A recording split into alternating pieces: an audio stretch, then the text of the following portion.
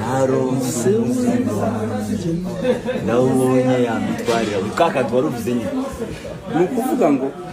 ça dépend nuko umuntu yumva ikintu ndi mu gukoresha français cyane ku mpamvu z'umwuka ndi mu gutekereza nkavuga ngo nshake ariko iyi ndirimbo nayumva nkavuga ngo umwiteka ushaka kumpamagara umwana w'abandi b'imyaka 20 ngasigara umupfakazi nkamusigira umwana umwe yobu wandi kavuga ngo reka nifate hejuru y'iyo ndirimbo nk'umusaka wenda uzi icyo wakoze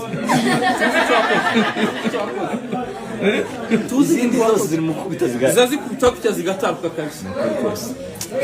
iyo ndirimbo izimera nk'amagambo abiri aba muri Bibiliya zankora ku mutima nzambona ko yanditswe n'umugabo w'umunyamurenge gusa sinzi uwari ijambo riba muri Yakobo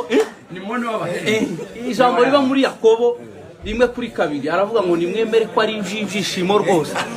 nta muyahudi wotekereza ijambo ibyishimo tibikunda umugabo w'umunyamurenge gusa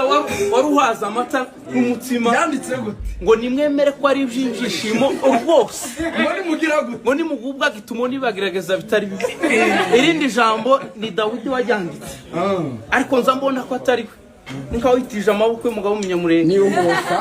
ni umuhosha yarapfushije umwana we w'umuhungu baramubwiraga ngo age kwandika yamandika igitekerezo cy'umunyamurenge agira gute haravuga ngo mba nararabye nta muyahudi wotekereza kuraba tibiba